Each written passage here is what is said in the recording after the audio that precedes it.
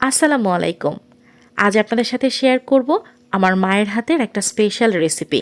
কাঁচা কাঁঠাল, বুটের ডাল, গরুর মাংস দিয়ে দারুণ স্বাদের একটা তরকারি, যেটা দিয়ে আপনারা ভাত, পোলাও, রুটি, পরোটা যে কোনো কিছু জমিয়ে খেতে পারেন। তো চলুন ঝটপট রেসিপিটা দেখে নেই। এখানে কাঁচা কাঁঠাল কেটে নেওয়া হয়েছে। এবারে এটাকে পানিতে ধুয়ে তারপর এটাকে চুলায় বসিয়ে একটুখানি ভাপিয়ে নেওয়া হবে। 15 মিনিটের মতো ভাপিয়ে নিলেই হবে, এতে করে আঠাটা দূর হয়ে যাবে। আর এই ভাপিয়ে পানি ঝরিয়ে রাখা কাঁচা কাঁঠাল, এটা কিন্তু আপনারা ডিপ ফ্রিজে রেখে দীর্ঘদিন সংরক্ষণ করতে পারেন। তো রান্নার জন্য প্রথমে চুলায় ফ্রাই প্যান দিয়ে তাতে কালো এলাচ, দারুচিনি, ছোটো এলাচ, লং, সরিষার তেল দিয়ে দেয়া হলো। তারপর দিয়ে দেয়া হলো রসুন কুচি, আর এবারে দিয়ে দেয়া হচ্ছে পেঁয়াজ কুচি। এবারে এগুলোকে খুব ভালো করে কিছুক্ষণ ভেজে নেওয়া হচ্ছে। কাঁচা কাঁঠাল দিয়ে কিন্তু আপনারা কাবাব, বার্গার, বিরিয়ানি, নিরামিষ অনেক কিছু রান্না করতে পারেন। খুবই মজা লাগে, অবশ্যই আপনারা ট্রাই করবেন। পেঁয়াজ ভেজে নেবার পর এবারে দিয়ে দেয়া হলো কাঁচা পাকা মরিচ। আপনারা যে কোনো রান্নায় মরিচের গুঁড়া তার সাথে এরকম কাঁচা মরিচ দুটো মিক্সড করে দিলে ফ্লেভারটা ভালো হয়। আমি অনেক সময় আলসেমি করে শুধু গুঁড়া মরিচ দিয়েই রান্না করে ফেলি, কিন্তু আমার মাকে দেখি মা সব সময় রান্নায় অল্প একটু কাঁচা মরিচ আবার গুঁড়া মরিচ দুটোই দেয়। আর এবারে দিয়ে দেয়া হলো 1 টেবিল চামচ লবণ, দেয়া হচ্ছে 1 টেবিল চামচ আদা বাটা আর 1 টেবিল চামচ রসুন বাটা। আজকে রান্নার পরিমাণটা একটু বেশি, এজন্য সব মশলার পরিমাণও বাড়িয়ে দেয়া হচ্ছে।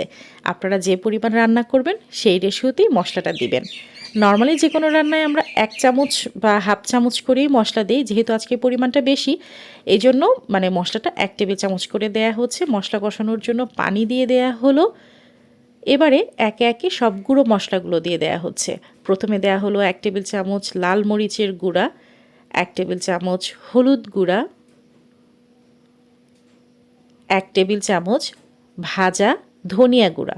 আমার মা রান্নায় যে মশলাগুলো ব্যবহার করে সব একদম অর্গানিক, সে বাজার থেকে কিনে রোদ্রে শুকিয়ে তারপর একদম ব্লেন্ডারে গুঁড়ো করে নেয়। আম্মুর রান্না খুবই মজা হয়। আর এবারে দিয়ে দেওয়া হলো আম্মুর বানানো স্পেশাল গরম মশলার গুঁড়া।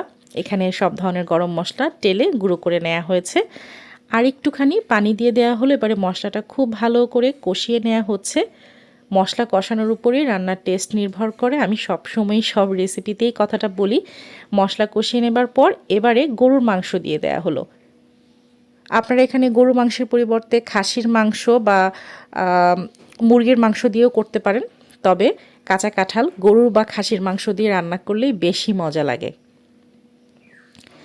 মাংস দেওয়ার পর ভালো করে একদম মিশিয়ে নেওয়া হচ্ছে মশলার সাথে।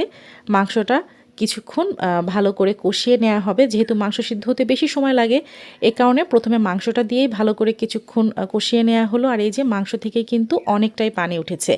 আর এখানে সিদ্ধ করে রাখা বুটের ডাল দিয়ে দেয়া হলো। বুটের ডাল আগে থেকেই সিদ্ধ করে রাখা ছিল। বুটের ডাল দিয়ে ভালো করে মাংসর সাথে মিশিয়ে দেয়া হচ্ছে।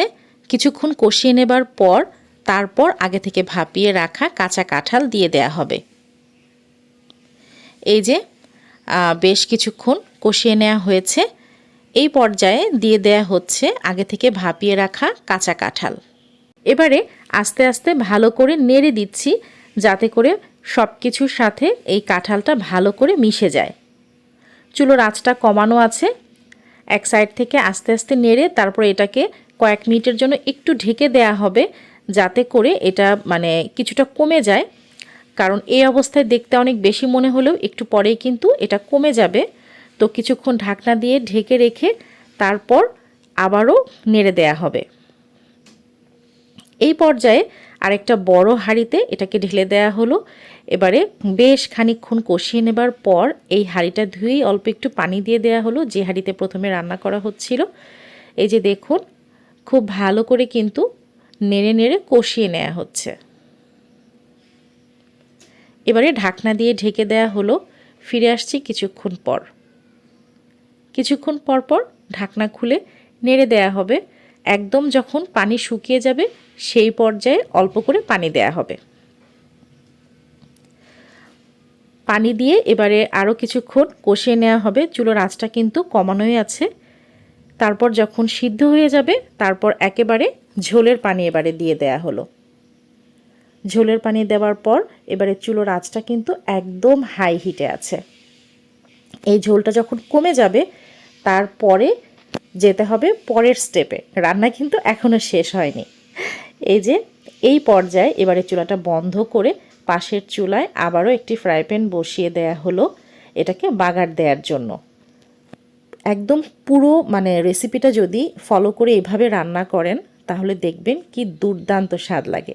এখানে আবারও অল্প একটু সরিষার তেল দিয়ে এখানে হচ্ছে পেঁয়াজ কুচি, থেতো করা কয়েক টুকরো রসুনের কোয়া দিয়ে দেয়া হয়েছে। এবারে দিয়ে দেয়া হলো একটা থেতো করা কালো এলাচ, একটু দারুচিনি আর হচ্ছে সামান্য একটু আস্ত জিরা, কয়েকটা লংও দেয়া হয়েছে। বাগারে এইভাবে মানে পেঁয়াজ রসুন এভাবে ভেজে এবারে হচ্ছে 2 চামচ তরকারি নিয়ে এভাবে একটুখানি নেড়ে মিশিয়ে তারপর এটাকে ঢেলে দেয়া হবে। এভাবে রান্না শেষে বাগার দিয়ে দেখবেন মানে আপনার তরকারির স্বাদটা জাস্ট ডাবল হয়ে যাবে। তো এবার বলুন কেমন লাগলো আমার আজকের এই স্পেশাল রেসিপিটা। ও আচ্ছা, নামানোর আগে আবারও সেই আম্মুর বানানো স্পেশাল মশলাটা আবারও দিয়ে দেয়া হলো। এটা হচ্ছে মানে জাস্ট গরম মশলাগুলো বাজার থেকে কিনে টেলে বাসায় গুঁড়ো করে নেবেন। তো এই যে তৈরি হয়ে গেল দুর্দান্ত স্বাদের কাঁচা কাঁঠালের তরকারি। আজকের আয়োজন এই পর্যন্তই। আপনারা সবাই খুব ভালো থাকুন। আল্লাহ হাফেজ।